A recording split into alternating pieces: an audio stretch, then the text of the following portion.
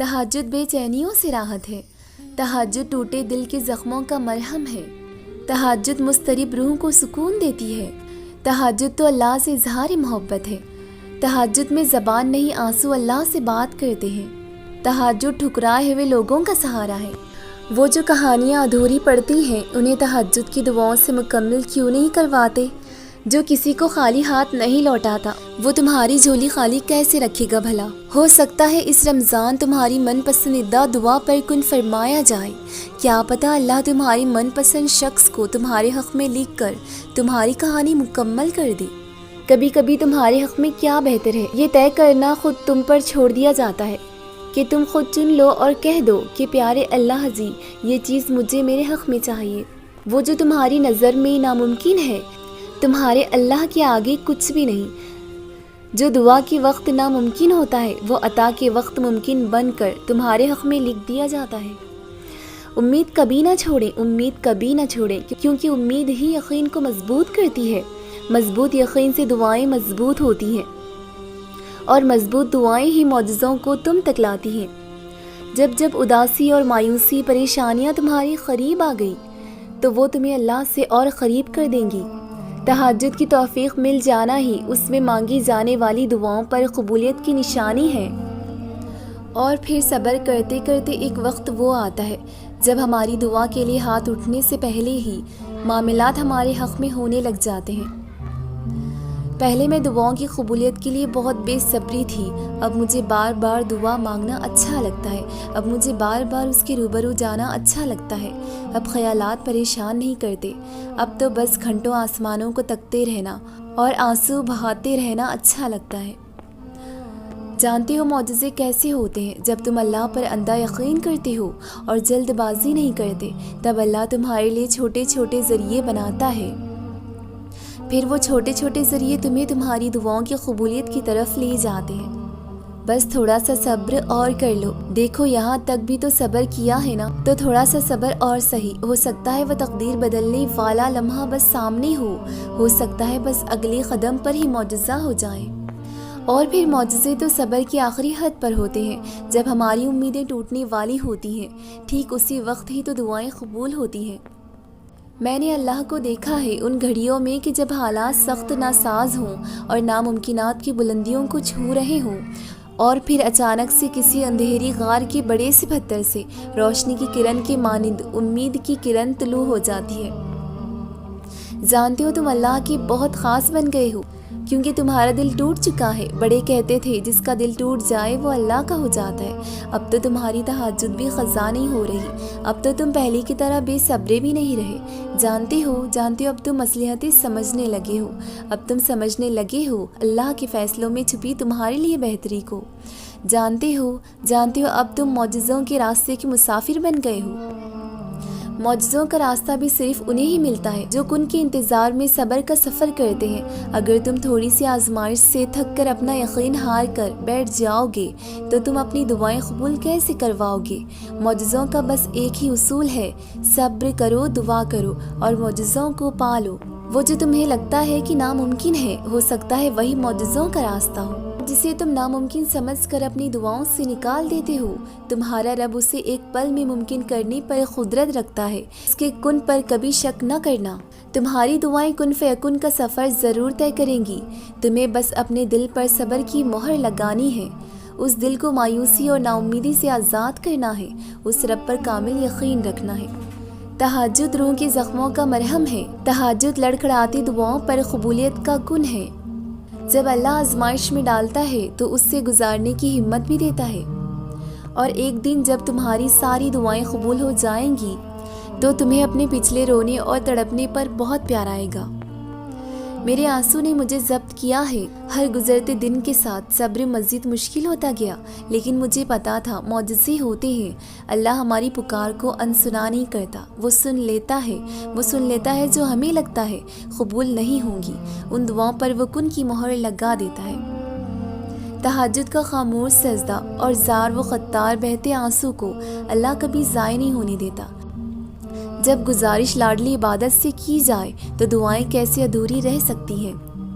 اور تم نے نہ تو پانی کی حد تک صبر کیا ہے، دیکھنا اللہ کا کن تمہارے نام پکارتے ہوئے آئے گا، دیکھنا معجزے تمہیں ڈھونڈتے ہوئے آئیں گے۔ صبر رکھو، وہ رب معجزے ہونے سے پہلے معجزوں کا اشارہ ضرور دے گا۔ ایک موقع آئے گا جہاں وہ کن کہے گا، پھر مقدر بدلتے دیر نہیں لگے گی۔ تہجد تک پہنچنے والا بندہ تو اللہ کا لاڈلا ہوتا ہے، اور لاڈلے کا لاڈ میرا اللہ نہ اٹھائے یہ ممکن نہیں۔ تہجد تو بنی ہی قبولیت کے لیے ہے، تہجد تک جو پہنچ جائے اس کی ہر دعا پر کن فیکن کی بارش ہوتی ہے۔ جب سب اللہ پر چھوڑ دیا ہے تو کیوں فکر مند ہوتے ہو کہ تمہاری دعائیں قبول نہیں ہوں گی؟ اللہ کے لیے تمہاری دعائیں قبول کرنا کون سی بڑی بات ہے، لیکن اسے انتظار کروانا پسند ہے، اسے ہمارا صبر آزمانا پسند ہے، اسے ہماری تڑپ پسند ہے، اسے ہمارا بار بار مانگنا پسند ہے، اسے ہمارا امید لگانا پسند ہے۔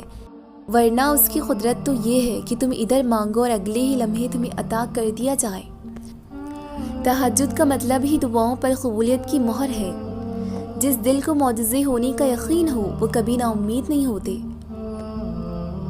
مشکل سے مشکل وقت گزار کر بھی تم آگے بڑھتے ہو، اور جیسے اللہ نے پہلے اکیلا نہیں چھوڑا تھا مشکل میں، تو اب کیسے اکیلا چھوڑ سکتا ہے وہ تمہیں؟ اپنی آنکھوں سے دعائیں قبول ہوتی دیکھنا سب سے بڑا کن فیکن ہے، اور وہی تو ہے جو تمہارے دل سے نکلی دعا کو شرف قبولیت بخشتا ہے۔ تم اس سے بہتر مانگتے ہو، وہ تمہیں بہترین عطا کرتا ہے، تمہارا ذرا سے صبر کا بہت بڑا صلہ دیتا ہے، اور جب تم ٹوٹ کر اس کے سامنے ٹوٹے دل کا حال بیان کرتے ہو تو اس کا مرہم تو وہ اسی وقت تیار کر لیتا ہے، بس اپنی حکمت اور تمہاری بھلائی سمٹ کر اسے تم تک مناسب وقت میں پہنچا دیتا ہے۔ بے شک اللہ ہی سب سے بہترین حکمت علمی والا ہے۔ اپنی سارے معاملات اللہ کے سپرد کر کے بے فکر ہو جانا اس بات کی دلیل ہے کہ آپ کو اللہ کی کن پر یقین ہے اور آپ کو معجزوں پر یقین ہے۔ دعاؤں کی طرف ہم نہیں جاتے، اللہ ہی ہم سے دعا کرواتا ہے، اور اللہ نے دعا میں کسی چیز کی خواہش ڈالی ہے اور لب پر اسی چیز کے لیے دعائیں لائی ہیں تو سمجھ جائیں وہ آپ کے لیے ہی بنی ہے۔ بس آپ کو صبر، یقین، انتظار اور آزمائش سے گزر کر وہاں پر پہنچ جانا ہے۔ راستے دکھائی نہیں دے رہے یہ اہم نہیں، اہم یہ ہے کہ آپ کا یقین پکا ہو کہ میرا اللہ راستہ بنانے پر قادر ہے، اور وہ ضرور راستے بنائے گا انشاءاللہ۔ اگر اللہ کو کوئی چیز ہمارے مقدر میں نہ ڈالنی ہوتی تو اللہ ہمارے دل میں بھی نہ ڈالتا۔ ہو سکتا ہے دعا کی قبولیت میں دیری کی وجہ یہ ہو کہ اللہ تمہیں صبر کرنا سکھانا چاہتا ہو، کیونکہ دعا کی چابی سے ہی تو معجزوں کا دروازہ کھلتا ہے۔ ہم اللہ سے امید لگاتے ہیں، اللہ پر یقین رکھتے ہیں، تو کیا یہ ہو سکتا ہے کہ وہ ہماری امیدیں توڑ دے اور ہماری دعا کو انسنا کر دے اور ہمارے یقین کو کمزور ہونے دے؟ کبھی کبھی ہماری چاہت کا ہار جانا بھی مصلحت کا حصہ ہوتا ہے، کبھی کبھی ہم سب ہار کر ہی اللہ کے کن کو پہنچتے ہیں۔ اگر اللہ نے کسی چیز کو آپ کی دعاؤں میں شامل کیا ہے تو یاد رکھیں وہ اللہ وہی چیز کو مقدر میں شامل کرنے پر قدرت رکھتا ہے۔ اللہ جانتا ہے کہ تم زمانے کے ستائے ہوئے ہو، آزمائشیں کمر توڑ رہی ہیں، مزید صبر نہیں ہوتا، لیکن اسے پسند آتا ہے تمہارا تکلیف میں بھی مسکراتے رہنا، اسے پسند ہے تمہارا ہر بار یہ کہنا کبھی تو وہ دن آئے گا جب میرا اللہ میری دعا سنے گا، اسے پسند ہے تمہارا یہ کہنا کہ مجھے یقین ہے معجزے ہوتے ہیں۔ آزمائش میں بہے تمہارے آنسو بعد میں معجزوں کا وسیلہ بنتے ہیں۔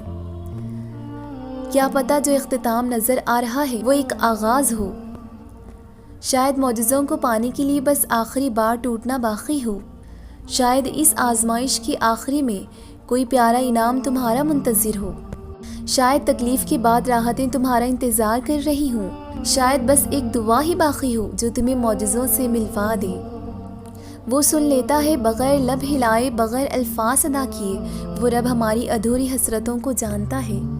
جانتے ہو تم اللہ کو بہت محبوب ہو، کیونکہ تم نے صبر کا دامن نہیں چھوڑا، تم نے اپنے یقین کو کمزور نہیں ہونے دیا، کیونکہ تمہیں یقین ہے کہ معجزے ہوتے ہیں، کیونکہ تمہیں یقین ہے دعاؤں کی قبولیت کا۔ میرے گمان کی چھوٹی چھوٹی دعاؤں پر یا اللہ اپنی شان کے مطابق تو کن فرما دے۔ مصلحتیں تمہارے حق میں ہونے کے لیے بے چین ہیں، اور پھر آخر تمہیں کس چیز کا انتظار ہے؟ معجزے تو دروازوں پر بے تاب کھڑے ہیں، پھر تم ہاتھ کیوں نہیں اٹھاتے، کیوں مانگتے نہیں اس سے؟ بس ایک دعا کی دیری ہے، بس ایک دعا کی دیری ہے جو قبولیت کے انتظار میں ہے۔ پھر زندگی کی اذیتوں میں مسکراہٹیں اتریں گی کن فیکن کے ساتھ۔